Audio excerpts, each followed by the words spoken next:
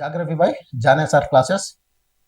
ఈరోజు మనం ఈ బయోడైవర్సిటీ సంబంధించి మనకు ఇంతకుముందు సెషన్లో మనం టైగర్స్ గురించి, రామ్సార్ సైట్ల గురించి చర్చించడం జరిగిందండి.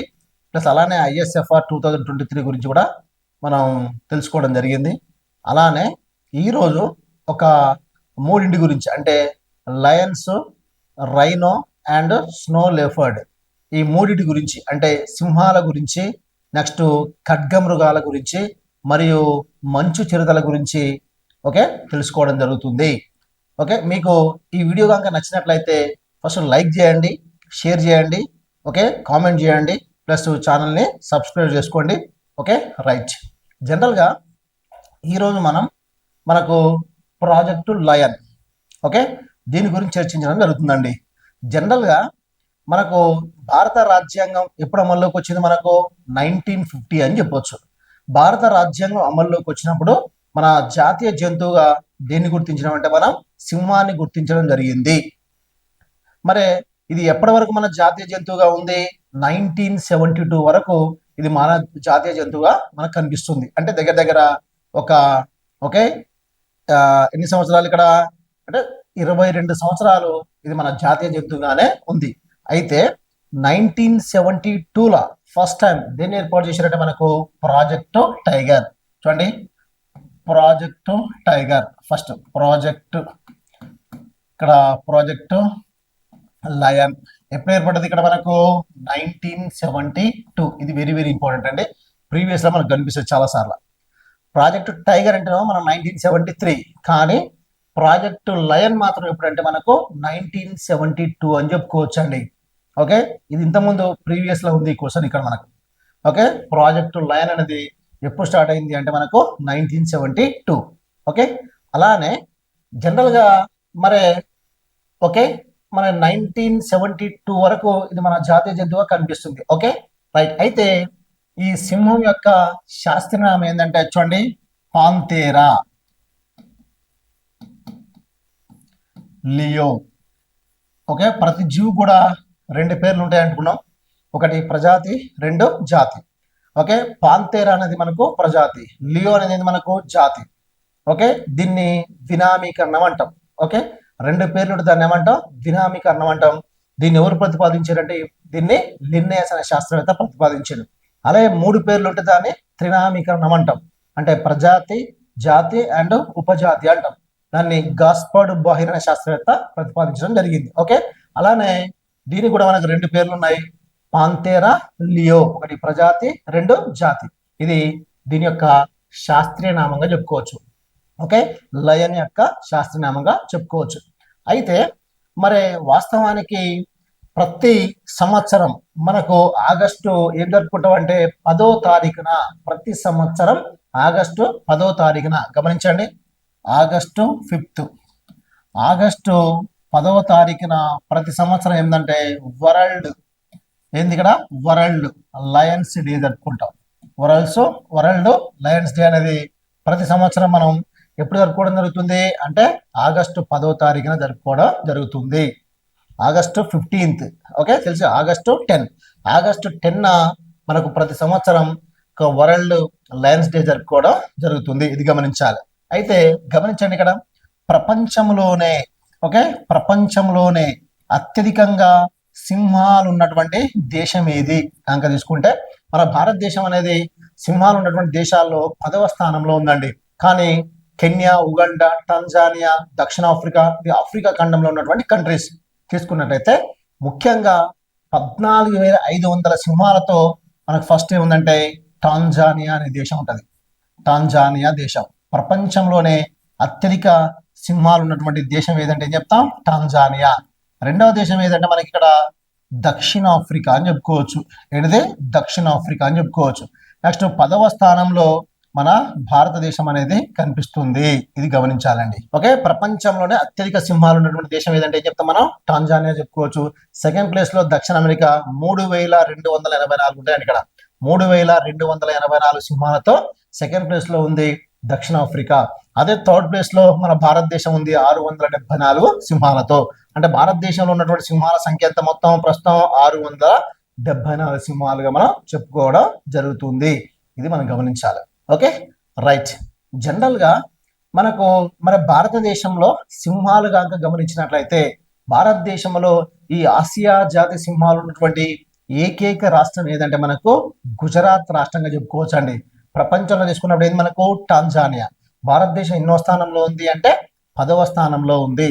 అయితే భారతదేశంలోనే ఇక్కడ సింహాలు ఎక్కువ ఉన్నటువంటి ఏకైక రాష్ట్రాన్ని కనుక మనం గమనించినట్లయితే చూడండి, ఇక్కడ భారతదేశంలోనే సింహాలు ఉన్నటువంటి ఏకైక రాష్ట్రం చూడండి, ఇదే రాష్ట్రం మనకి ఇక్కడ గుజరాత్. ఈ గుజరాత్ రాష్ట్రంలో తప్ప మరెక్కడ సింహాలు అనేది మనకు కనిపించదు. కాబట్టి గుజరాత్ రాష్ట్రంలో మనకు ఆసియా జాతి సింహాలు అనేది కనిపిస్తాయి. ఎన్ని ఉన్నాయి ఇక్కడ? 674 సింహాలు ఉన్నాయి ఒక గుజరాత్ రాష్ట్రంలోనే. మన ఇండియా అయితే ప్రతి 5 సంవత్సరాలకు ఒకసారి వీటి యొక్క గణన నిర్వహించడం జరుగుతుంది. ప్రతి 5 సంవత్సరాలకు ఒకసారి వీటి యొక్క గణన నిర్వహించడం జరుగుతుంది. అయితే 2015లో తీసుకోరు, తర్వాత 2020లో తీసుకోరు, తర్వాత మళ్ళీ ఎప్పుడు వస్తుంది కొత్త డేటా మనకు 2025లో వస్తుంది మనకు. ఓకే, అంటే ఈ సంవత్సరంలోనే కొత్త డేటా రావడం మనకు జరుగుతుంది. ఓకే, కాబట్టి ఇప్పుడు ప్రస్తుతం మాత్రం 2015-20 డేటా అనేది మనకు అందుబాటులో ఉంది. ఇక్కడ 523 సింహాలు ఉన్నాయండి. 2015 లెక్కల ప్రకారం మన భారతదేశంలో 523 సింహాలు అనేది మనకు కనిపిస్తున్నాయి. అదే 2020లో ఇక్కడ మనకు 674 ఉన్నాయి. అంటే ప్రతి 5 సంవత్సరాల కోసం చెప్తున్నాం ఇక్కడ. కాబట్టి 2015 నుంచి 2020 వరకు మొత్తం సింహాలు పెరిగినాయా తగ్గినాయి? 5 సంవత్సరాలు అంటే పెరిగినాయి. 674 సింహాలు అనేది పెరిగినాయిగా గమనించవచ్చు. మరి ఎంత శాతం పెరిగినాయి అంటే ఇక్కడ చెప్పొచ్చు మనం 29% అనేది పెరిగినాయి. 29% అంటే సుమారుగా ఓ 30% అనేది పెరిగిందిగా అనిపిస్తుంది మనకు. అంటే ఈ 523 మొత్తం 100% అనుకుంటే అందులో 674 ఎంత శాతం అంటే మనకు 29% చెప్పుకోవచ్చు. అంటే 674 × 100/523 వస్తే మనకు 29% పెరుగుద్ది ఇక్కడ. కాబట్టి ఎంత శాతం పెరిగింది ఇక్కడ మనకు?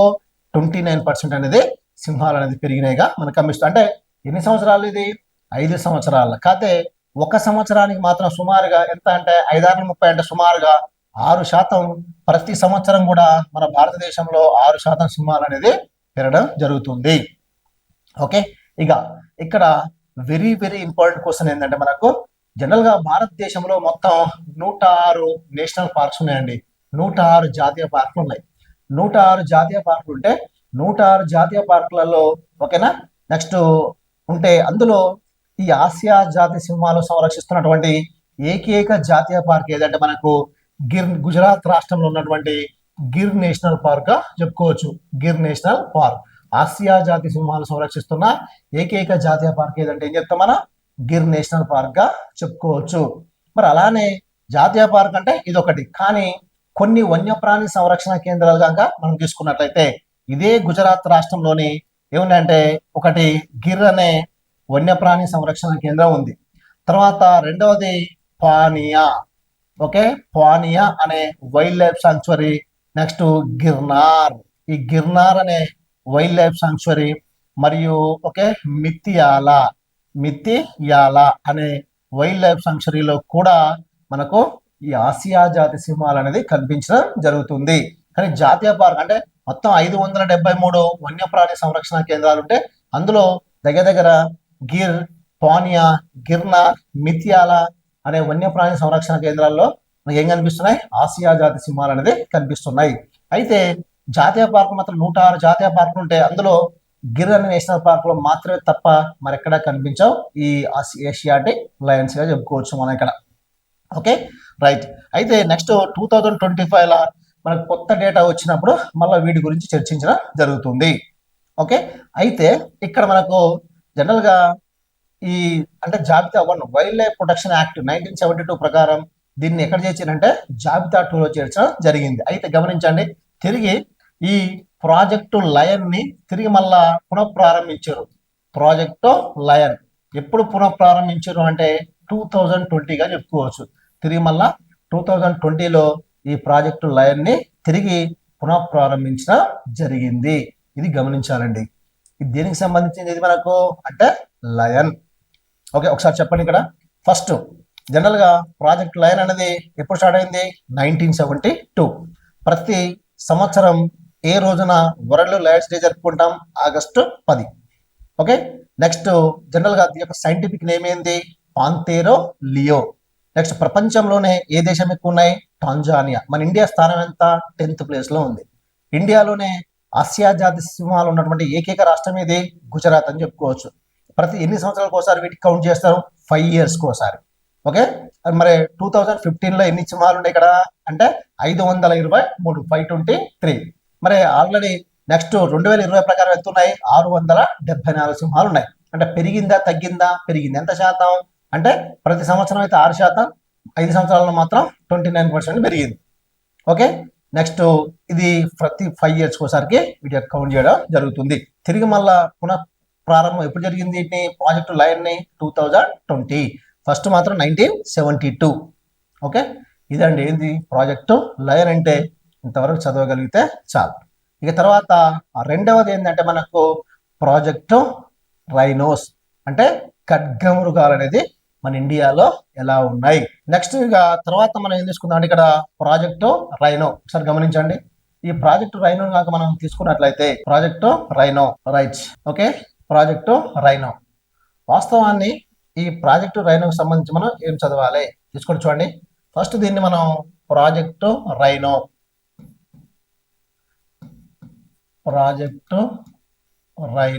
రైనో అంటే మనకి ఇక్కడ అంటే ఖడ్గమృగం. ఎప్పుడు స్టార్ట్ అయింది మనకి? ఇది 2005లో స్టార్ట్ అయింది. ఇది కూడా ప్రీవియస్ అండి మనకు.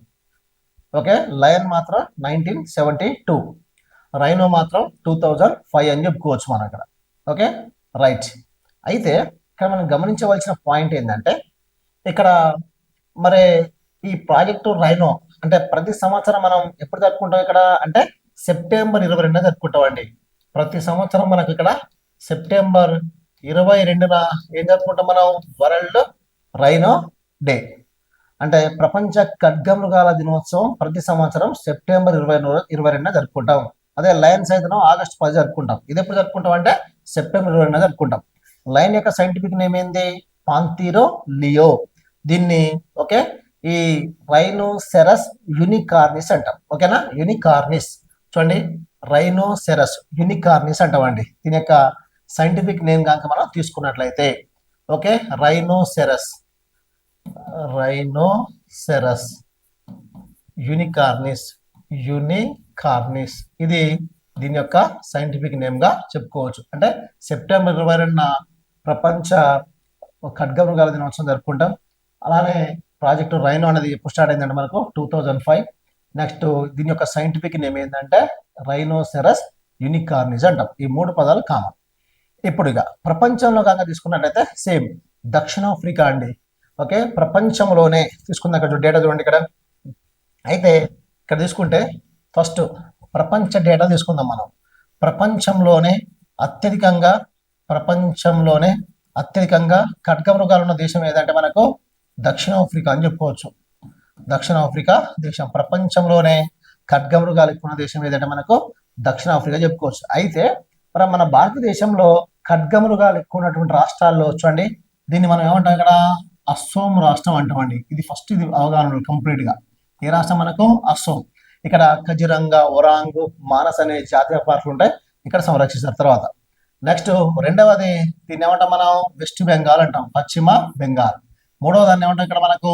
ఉత్తరప్రదేశ్ అంటాం. చూడండి, భారతదేశంలోనే అత్యధికంగా ఖడ్గమృగాలు ఉన్నటువంటి ఒక 3 రాష్ట్రాలు మనం తీసుకుంటే ఒకటి ఏంది మనకి ఇక్కడ? అస్సోం. రెండవది ఏంది మనకు? వెస్ట్ బెంగాల్. మూడవ దాన్ని ఏమంటాం మనం? ఉత్తరప్రదేశ్ గా చెప్పుకుంటాం. అంటే భారతదేశంలోనే అత్యధికంగా ఖడ్గమృగాలు ఉన్నటువంటి టాప్ 3 స్టేట్స్ కనుక తీసుకుంటే అస్సోం, వెస్ట్ బెంగాల్, ఉత్తరప్రదేశ్ గా మనం గమనించవచ్చు. Okay right. అయితే మనం ఇక్కడ చదువుకోవాల్సిన పాయింట్ ఏంటంటే మన భారతదేశంలో ఖడ్గమృగాలు ఏ జాతీయ పార్కులలో మరియు ఏ వన్యప్రాణి సంరక్షణ కేంద్రాల్లో సంరక్షిస్తున్నారో మనకు తెలవాలి. ఎగ్జాంపుల్ చూడండి, ఇప్పుడు మనకు ఈ అస్సోం రాష్ట్రం తీసుకున్నాం. అస్సోం రాష్ట్రంలో తీసుకున్నట్లయితే ఇక్కడ ఉన్నటువంటి జాతీయ పార్కులో ఒకదాని పేరు చెప్పొచ్చు మనం, ఏంటంటే ఖజిరంగా నేషనల్ పార్క్. ఈ ఖజిరంగా నేషనల్ పార్క్ ఎక్కడ ఉంది మనకు? అస్సోం రాష్ట్రంలో ఉందండి. మన ఇండియాలోనే అత్యధికంగా ఖడ్గమృగాలు ఉన్నాయి. అంటే జనరల్ గా ఖడ్గమృగాలు ఎక్కువ ఉన్న దేశం అంటే మనం దక్షిణాఫ్రికా చెప్పినాం, కానీ ఒంటి కొమ్ము ఖడ్గమృగాలు ఎక్కువ ఉంది మాత్రం మన భారతదేశమే. ఓకే, అయితే మనకు జనరల్ గా అస్సోం రాష్ట్ర జంతువు ఏది? ఖడ్గమృగంగా చెప్పుకోవచ్చు అండి. అస్సోం రాష్ట్ర జంతువు ఏదంటే ఖడ్గమృగంగా చెప్పుకోవచ్చు మనక. అయితే మరి వాస్తవానికి ఈ కజిరంగా నేషనల్ పార్క్ భారతదేశంలోనే అత్యధికంగా ఖడ్గమృగాలు ఏ జాతీయ పార్క్ లో సంరక్షిస్తున్నారంటే ఏం చెప్తాం మనం? కజిరంగా నేషనల్ పార్క్ మనం చెప్పుకోవచ్చు. దీని తర్వాత ఇక్కడే మరొక జాతీయ పార్క్ ఉంది అస్సోంలో. దాన్ని మనం ఏమంటామంటే ఒరాంగ్, అంటే ఇంతకుముందు దీని పేరు రాజీవ్ గాంధీ నేషనల్ పార్క్ ఉండేది, తర్వాత ఒరాంగ్ నేషనల్ పార్క్ గా పేరు మార్చడం జరిగేది. ఓకే, అస్సాంలో మొత్తం టోటల్ గా దగ్గర దగ్గర 7 జాతీయ పార్కులు ఉన్నాయండి. మన ఏర్పాటు చేసిన రైమోనా అండ్ దిహింగ్ పాట్కాయ్ తో పాటు ఇంతకుముందు 5 మొత్తం 7 జాతీయ పార్కులు ఉన్నాయి. అందులో ఒరాంగ్ అనేది ఒక జాతీయ పార్క్ గా చెప్పుకోవచ్చు. ఇక్కడ మనకు ఖడ్గమృగాలు అనేది సంరక్షిస్తారు. అలానే మరొక జాతీయ పార్క్ ఉంది, దాన్నే మనం ఏమంటాం అంటే మానస్ అంటాం. ఏమంటాం ఇక్కడ? మానస్. ఓకే, బ్రహ్మపుత్ర నది యొక్క ఉపనదే ఏం చెప్పొచ్చు మనం? మానస్ అని చెప్పుకోవచ్చు. మానస్ అనే జాతీయ పార్క్ ఉంది, మానస్ అనే వైల్డ్ లైఫ్ ఉంది, మానస్ అనే బయోస్పియర్ ఉంది. ఓకే, మానస్ అనేది బ్రహ్మపుత్ర నది ఉపనది. ఓకే, ఇవన్నీ చాలా చాలా వెరీ వెరీ ఇంపార్టెంట్ అండి. మానస్, ఈ 3 జాతీయ పార్కులు ఎక్కడ కనిపిస్తాయి మనకు? అస్సాంలో కనిపిస్తాయి. ఓకే, కజిరంగా, మానస్, ఓకే, ఒరాంగ్, ఈ 3 జాతీయ పార్కులకు కూడా ఖడ్గమృగాలు ఎక్కువ ఉంటాయి. దగ్గర దగ్గర 2613, అంటే 2613 ఖడ్గమృగాలు ఒక్క ఎక్కడ ఉన్నాయి మనకు? కజిరంగా నేషనల్ పార్క్ లోనే మనకు ముఖ్యంగా కనిపించడం జరుగుతుంది. ఇది గమనించాలండి. Okay, right. ఇక తర్వాత నెక్స్ట్ తీసుకున్నట్లయితే, ఓకే, ఇక వెస్ట్ బెంగాల్లో ఒక 2 జాతీయ పార్కులు ఉన్నాయి కదా. ఏమున్నాయి వెస్ట్ బెంగాల్లో అంటే? ఒక దాన్ని ఏమంటాం అంటే మనం జల్దాపారా అంటాం. జల్దాపారా అండ్ గోరుమారా. గోరుమారా, ఈ 2 జాతీయ పార్కులకు కూడా మనకు ఖడ్గమృగాలు కనిపిస్తున్నాయి. వెస్ట్ బెంగాల్లోని అత్యధిక ఖడ్గమృగాలు ఉన్న జాతీయ పార్క్ ఏదంటే మనకు జల్దాపారా. మొత్తం వెస్ట్ బెంగాల్లో 6 జాతీయ పార్కులు ఉంటాయి. Sundarbans, Buxa, okay, next Gorumara, Neora valley, Singalila. Okay, ఇలాంటి జాతీయ పార్కులు ఎక్కడ కనిపిస్తాయి మనకు? వెస్ట్ బెంగాల్లో కనిపిస్తాయి. Okay, right. అయితే ఇందులో మనకు 6 జాతీయ పార్కులు ఉంటాయి. అందులో ఒక 2 జాతీయ పార్కులు ఫేమస్ అనేది మనకు జల్దాపారా అండ్ గోరుమారా. ఈ 2 జాతీయ పార్కులలో ముఖ్యంగా ఖడ్గమృగాలు ఎక్కువగా కనిపిస్తాయి. దగ్గర దగ్గర 287 ఖడ్గమృగాలు ఒక్క జల్దాపారాలోనే మనకు కనిపించడం జరుగుతుంది. ఈ తర్వాత ఉత్తరప్రదేశ్ తీసుకుంటే ఇందులో ఒక జాతీయ పార్క్ ఉంది, దాన్ని మనం ఏమంటాం అంటే దుధ్వా నేషనల్ పార్క్ అంటాం. ఏమంటాం? దుధ్వా. ఈ దుధ్వా నేషనల్ పార్క్ ఎక్కడ ఉందంటే మనకు ఉత్తరప్రదేశ్ రాష్ట్రంలో ఉన్నటువంటి ఒక జాతీయ పార్క్ గా చెప్పుకోవచ్చు. ఓకే, ఇందులో కూడా మనకు ఖడ్గమృగాలు అనేది కనిపిస్తుంది. ఎగ్జామ్ ఏమిస్తారు మనకు? క్రింది ఏ జాతీయ పార్క్ లో ఖడ్గమృగాలు కనిపించవు అంటాడు. ఎగ్జాంపుల్, అస్సాంలో కజిరంగా, వెస్ట్ బెంగాల్లో జల్దాపారా, ఉత్తరప్రదేశ్ లో దుధ్వా. ఓకే, అదే జమ్మూ కాశ్మీర్ లో హెమిస్ అని ఇచ్చిండు, లడక్ లో హెమిస్ అని ఇచ్చిండు. ఆన్సర్ ఏంది మనకి ఇక్కడ? హెమిస్. ఎందుకు? హెమిస్ అనేది ఎక్కడ ఉంది? లడక్ లో ఉంది. అక్కడ మంచు ప్రాంతం అంతా కూడా ఖడ్గమృగాలు కనిపిస్తాయి, అక్కడ కనిపించవు. ఓకే, భారతదేశంలో అతిపెద్ద జాతీయ పార్క్ ఏదంటే హెమిస్ నేషనల్ పార్క్. 106 జాతీయ పార్కులు అతిపెద్ద నేషనల్ పార్క్ అది. ఓకే, అక్కడ మనకు ఖడ్గమృగాలు ఉన్నాయంటే లేవు. కాబట్టి వాస్తవానికి ఈ జాతీయ పార్కుల్లో మాత్రమే ఖడ్గమృగాలు సంరక్షించడం జరుగుతుంది. Kaziranga, Manas, Orang, Jaldapara, Gorumara, Dudhwa national parks. Okay, దగ్గర దగ్గర 3 + 2 5 1 6 జాతీయ పార్కులు ఖచ్చితంగా మీరు చదవాలి. ఓకే, ఈ తర్వాత నెక్స్ట్ చూడండి, కొన్ని వైల్డ్ లైఫ్ సాంక్చురీస్ ఉన్నాయి. మొత్తం 573 వన్యప్రాణి సంరక్షణ కేంద్రాలు ఉంటాయి ప్రస్తుతం. అందులో మనకు చూడండి ఒకదాన్ని ఏమంటామంటే మనం పొబితోరా అంటాం. పొబితోరా. యాక్చువల్లీ పొబితోరా యొక్క ప్రత్యేకత ఏంటంటే దీన్ని మినీ కజిరంగా అంటాం అండి. ఖడ్గమృగాలు ఓకే, ఈ కజిరంగా తర్వాత ఎక్కువగా ఉంది ఎక్కడంటే మనకు ఈ పొబితోరాలో కనిపిస్తాయి మాక్సిమం. ఓకేనా, అంటే ఇది ఒక వన్యప్రాణి సంరక్షణ కేంద్రం. ఇలా చెప్పుకున్నీ కూడా ఏంది మనకు జాతీయ పార్కులు. అందువల్ల దీన్ని ఏమంటాం అంటే మినీ కజిరంగా అంటాం. ఏ వన్యప్రాణి సంరక్షణ కేంద్రాన్ని మినీ కజిరంగా అని పిలుస్తాం అంటే ఏం చెప్తాం మనం? పొబితోరా అని చెప్పుకోవచ్చు ఇక్కడ మనం. Okay, right. తర్వాత లక్కోవా అనే ఒక వన్యప్రాణి సంరక్షణ కేంద్రం, మరియు ఓకే బూరా చపోరి. ఇవన్నీ కూడా ఎక్కడ ఉన్నాయి మనకు అంటే అస్సాం రాష్ట్రంలో ఉన్నటువంటి వన్యప్రాణి సంరక్షణ కేంద్రాలుగా మనం చెప్పుకోవచ్చు. పొబితోరా, ఓకే, లకోవా అండ్ బూరా చపోరి, ఇవన్నీ అస్సాం రాష్ట్రంలో ఉన్నటువంటి వన్యప్రాణి సంరక్షణ కేంద్రాలు. అందుకని అస్సాం రాష్ట్ర జంతువు ఏదంటే మనకు తెలంగాణ రాష్ట్ర జంతువు అంటే ఏం చెప్తాం మనం అంటే మచ్చల జింక అని చెప్తాం. ఆంధ్రప్రదేశ్ రాష్ట్ర జంతువు అంటే కృష్ణ జింక అని చెప్తాం. అలానే ఇక్కడ అస్సాం రాష్ట్ర జంతువు ఏదంటే మనకు ఏం చెప్తాం ఇక్కడ? ఈ ఖడ్గమృగంగా చెప్పుకోవచ్చు. ఇది దేనికి సంబంధించిన మనకు ఖడ్గమృగాలకు సంబంధించినటువంటి పాయింట్స్ గా చెప్పుకోవచ్చు అండి. ఒకసారి చెప్పండి. జనరల్ గా ప్రాజెక్టు రైనో ఎప్పుడు స్టార్ట్ అయింది? 2005. ఓకే, ప్రతి సంవత్సరం సెప్టెంబర్ 20 ఏం జరుపుకుంటాం? World rhino day. దీని యొక్క సైంటిఫిక్ నేమ్ ఏంది అంటే రైనోసెరస్ యూనికార్నస్. ఓకే, ప్రపంచంలో ఏ దేశం అంటే దక్షిణాఫ్రికా. అంటే బ్లాక్ అండ్ వైట్ ఎక్కువ ఉన్నాయి దక్షిణాఫ్రికా, కానీ ఒంటి కొమ్ము ఖడ్గమృగాలు ఎక్కువ ఉంది మాత్రం మన భారతదేశమే, గమనించాలి. మరి ఖడ్గమృగాలు ఎక్కువ ఉన్న టాప్ 3 స్టేట్స్ ఏంది? Assam, west Bengal and Uttar Pradesh. Okay, భారతదేశంలో ఖడ్గమృగాలు అస్సాంలో ఎక్కడ సంరక్షిస్తారు? కజిరంగా, ఒరాంగ్, మానస్. ఉత్తరప్రదేశ్లో ఎక్కడ? దూద్వా. వెస్ట్ బెంగాల్ ఎక్కడ అంటే జల్దపారా అండ్ గోరుమారా జాతీయ పార్క్ లో సంరక్షించడం జరుగుతుంది. అలానే లక్వోవా, పుబితోరా, బూరాచపోరి వంటి వన్యప్రాణి సంరక్షణ కేంద్రాలు ఎక్కడ ఉన్నాయి? మనకు అస్సాం రాష్ట్రంలో ఉన్నాయి. ఇక్కడ వీటిని సంరక్షించడం జరుగుతుంది. ఓకే, ఇదేంటి మనకు లయన్స్ తర్వాత మనం చదివిన రెండవది ఏంది మనకు రైనో. ఇక మూడవది స్నో లెఫర్డ్. మూడవది ఏంటి మనకు స్నో లెఫర్డ్ అంటే తెలుగులో దీన్ని మంచు చిరత అంటాం. ఓకే, వీటికి సంబంధించి మనం ఎలా చదవాలి నెక్స్ట్. ఇక తర్వాత మనం తీసుకున్నట్లయితే ఇక్కడ ప్రాజెక్టు స్నో లెఫర్డ్ అంటే లియోఫర్డ్ అంటే మనకు మంచు చిరుత. ఈ మంచు చిరుతల గురించి ఒకసారి చూద్దామండి. ఇక్కడ మనకు ఇప్పటిదాకా మనం 3 ప్రాజెక్ట్స్ చెప్పుకున్నాం. ఏంటి 3 అంటే? ఒకటి లయన్స్, 2 రైనోస్, 3 స్నో లెఫర్డ్స్.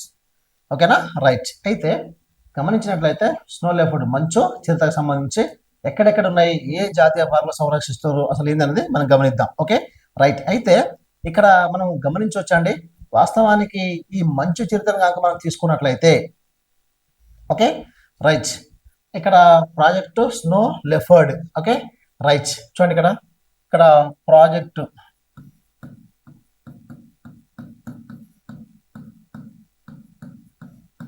లియోఫర్డ్ మంచు చిరుత ఎప్పుడు స్టార్ట్ అయింది? 2009. ఇప్పుడు మనం గమనించాలి. ఓకే రైట్, ఏం గమనించాలి ఇక్కడ మనం అంటే ఫస్ట్ లయన్ 72, రైనో 2005, స్నో లెఫర్డ్ ఎప్పుడు అంటే 2009. ఈ 3 పాయింట్లు ఇక్కడ గమనించాలండి. ఓకేనా, ఒకటో మనకు 2005, ఒకటో 2009, ఇంకోటో 1972. ఇదో లయన్, ఇది రైనో అండ్ స్నో లెఫర్డ్ గా మనం చెప్పుకోవచ్చు. ఓకే, అక్టోబర్ 23 అండి. ప్రతి సంవత్సరం మనకు అక్టోబర్ 23న ఏం జరుపుకుంటాం మనం అంటే వరల్డ్ అంటే స్నో లెఫర్డ్ డే, మంచు చిరుతల దినోత్సవం జరుపుకోవడం జరుగుతుంది. ప్రతి సంవత్సరం మనం సెప్టెంబర్ అంటే అక్టోబర్ 23 ఏం జరుపుకుంటాం? మంచు చిరుతల దినోత్సవం. ఆగస్టు తెలుసు మనకు, సెప్టెంబర్ తెలుసు. August 10 world Lions day. Next September 22 ఏంటి మనకు వరల్డ్ ఇక్కడ రైనోస్ డే. అలానే ఇప్పుడు అక్టోబర్ ఏం చెప్పుకుంటాం మనం? ఇక్కడ 23న ఏం జరుపుకుంటాం అంటే మనం ప్రాజెక్టు స్నో లెఫర్డ్ అంటే మంచు చిరుతల దినోత్సవం జరుపుకోవడం జరుగుతుంది. ఓకే, గమనించాలండి, మనకు ప్రపంచంలోనే అత్యధికంగా మంచు చిరుతలు ఉన్న దేశం ఏదంటే చైనా అని చెప్పుకోవచ్చు అండి. ప్రపంచంలోనే అత్యధికంగా మంచు చిరుతలు ఉన్నటువంటి దేశం ఏదంటే చైనా. అయితే మీరు గమనించవచ్చు, ప్రస్తుతం మన భారతదేశం అనేది చైనా తర్వాత మంగోలియా అని చెప్పుకోవచ్చు. రెండో దేశం ఏది? మంగోలియా. మూడవ దేశం ఏదంటే మన భారతదేశం చెప్పుకోవచ్చు అండి. అంటే మంచు చిరుతలు ఎక్కువ ఉన్నటువంటి దేశం ఏదంటే భారత్ అని చెప్పుకోవచ్చు. లయన్స్ లో మనం 10వ స్థానంలో ఉన్నాం. ఒంటి కొమ్ము ఖడ్గమృగాల్లో మనం మొదటి స్థానంలో ఉన్నాం. ఓకే, అంటే ఖడ్గమృగాల్లో మాత్రం మనం 10, మన 10వ ఖడ్గమృగాల్లో మాత్రం మనం అంటే దక్షిణాఫ్రికా టాప్, ఒంటి కొమ్ము ఖడ్గమృగాల్లో మాత్రం మనమే టాప్. కానీ ఇక్కడ స్నో లెఫర్డ్ లో అంటే మంచు చిరుతలు కనుక తీసుకున్నట్లయితే మనం భారతదేశం అనేది ఇక్కడ ఎన్నో స్థానంలో ఉంది? 3వ స్థానంలో కనిపిస్తుంది. ఇది గమనించాలి. అలానే నెక్స్ట్ తీసుకున్నట్లయితే చూడండి, ఇక్కడ మనం గమనించినట్లయితే చూడండి, ఇక్కడ ఫస్ట్ మరి మంచు చిరుతలు జనరల్ గా ఎక్కడైతే మంచు ప్రాంతాలు ఉంటాయో ఆ ఏరియాలో మనకు వీటి యొక్క డేటా అనేది మనకు కనిపిస్తుంది. అంటే వైల్డ్ లైఫ్ అంటే ఈ వాస్తవానికి ఈ మంచు చిరుతలు మన భారతదేశంలో దగ్గర హిమాలయ పర్వతాలు 11 రాష్ట్రాల్లో ఉంటాయండి. Okay, maximum. అందులో చూడండి ఫస్ట్ ఇక్కడ మనకి ఏమంటాం అంటే దీన్ని మనం లడక్ అనే కేంద్ర పాలిత ప్రాంతంగా చెప్పుకుంటాం. తర్వాత దీన్ని ఏమంటాం అంటే మనం జమ్మూ అండ్ కాశ్మీర్ గా చెప్పుకుంటాం. తర్వాత హిమాచల్ ప్రదేశ్ చెప్తాం. తర్వాత మనకు ఉత్తరాఖండ్ అని చెప్తాం.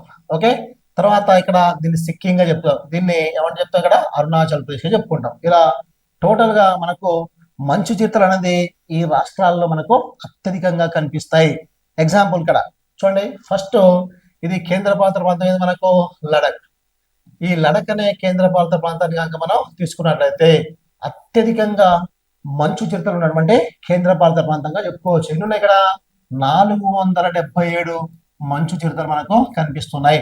టోటల్ మన ఇండియాలో 718 ఉన్నాయండి.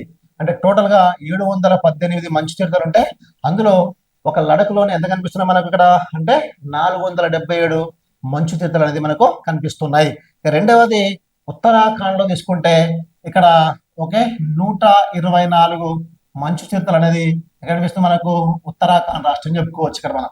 ఓకే, లడఖ్ తర్వాత రెండోది ఏంటి మనకు ఉత్తరాఖండ్.